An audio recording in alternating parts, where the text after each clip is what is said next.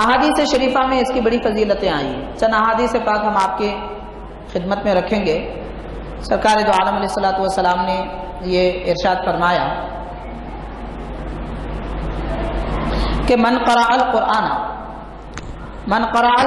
ثم رأى ان احدا اوتی افضل مما اوتی فقد استذكر ما عظمه اللہ تعالی.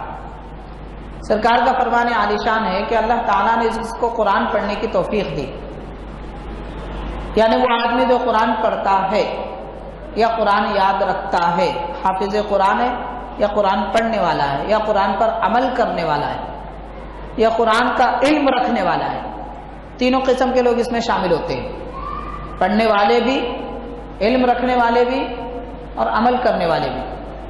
تو جس کو اللہ نے قرآن پڑھنے کی یا یاد رکھنے کی، اس پر عمل کرنے کی یا قرآن کے علم جاننے کی توفیق دی، پھر وہ آدمی یہ سمجھے کہ دنیا میں مجھ سے بھی اچھی نعمت کسی اور کو دی گئی ہے. جس کو اللہ نے قرآن دیا وہ یہ سمجھے کہ اللہ نے مجھ سے اچھی نعمت کسی اور کو دی ہے، تو رب فرماتا ہے اللہ نے جو بڑی عظمت والی نعمت اسے دی ہے وہ اس کو حقیر سمجھ رہا ہے. اللہ کی دی ہوئی بڑی نعمت کو وہ معمولی جان رہا ہے، اس کی اہمیت نہیں جانتا. مطلب یہ ہوا خالق کائنات کی دی ہوئی بڑی نعمت کی اس نے قدردانی نہیں کی، جو یہ سمجھتا ہے کہ قرآن کے سوا بھی کوئی چیز بڑی نعمت ہے. حاضرین، اس میں خاص طور پر نصیحت ہے ان لوگوں کے لیے جو دنیاوی دولت نہیں رکھتے لیکن قرآن پڑھتے ہیں، دنیاوی عزت اور منصب نہیں رکھتے لیکن حافظان قرآن ہیں، دنیاوی اعتبار سے ان کا کوئی مقام و مرتبہ نہیں ہے، ٹھاٹ باٹ کی زندگی نہیں ہے، لیکن وہ علماء قرآن ہیں. تو ان لوگوں سے یہ گویا کہا جا رہا ہے کہ رب نے تمہیں قرآن کا علم دیا، قرآن پڑھنے کی توفیق دی، قرآن یاد کرنے کی توفیق دی، قرآن پر عمل کرنا تمہارے لیے آسان کیا، اس سے بڑی اور کیا نعمت ہو سکتی ہے؟ اتنی بڑی نعمت کو تم معمولی سمجھ رہے ہیں، تو گویا اللہ کی اس بڑی نعمت کی ناقدری کر رہے ہیں. تو اندازہ کیا جائے جب رب یہ فرما رہا ہے کہ سب سے بڑی نعمت قرآن پاک ہے، تو پھر اس سے بڑی نعمت کوئی اور چیز نہیں ہو سکتی. اس بات کا یقین مسلمانوں کے دلوں میں ہونا چاہیے.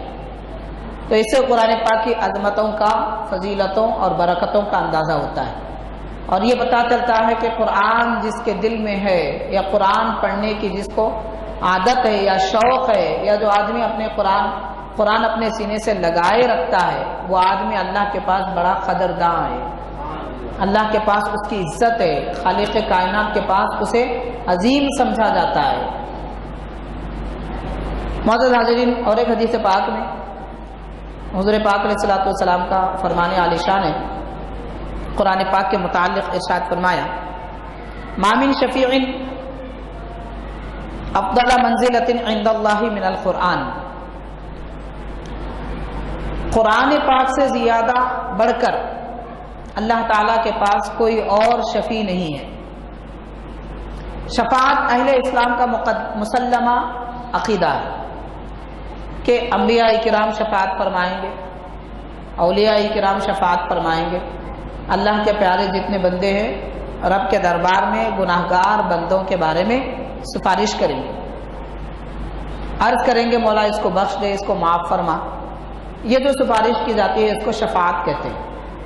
تو یہ شفاعت نماز بھی کرے گی، روزہ بھی کرے گا، حج بھی کرے گا، قرآن پاک بھی کرے گا. تو قرآن شریف سب سے بڑا شفیع ہے اللہ کے پاس. مطلب یہ ہوا کہ قرآن اگر کسی کی سفارش کرے اللہ کے دربار میں تو یہ نہیں ہو سکتا کہ اس کی سفارش رد کر دی جائے. اور وہ آدمی در حقیقت خوش نصیب ہے، اعلیٰ قسمت والا ہے، بلند نعمت والا ہے کہ جس کی شفاعت قرآن کرے. اب ظاہر ہے کہ قرآن کس کی شفاعت کرے گا؟ غفلت کرنے والے کی قرآن شفاعت نہیں کرے گا. قرآن کو اپنے طاقوں میں سجا کے رکھنے والوں کی ہی نہیں کرے گا، بلکہ قرآن پڑھنے والوں کی قرآن شفاعت کرے گا، قرآن پر عمل کرنے والوں کی قرآن شفاعت کرے گا، اور قرآن کا علم رکھنے والوں کی قرآن شفاعت کرے گا. تو سب سے بہترین شفیع اللہ تعالیٰ کے پاس قرآن مقدس ہے۔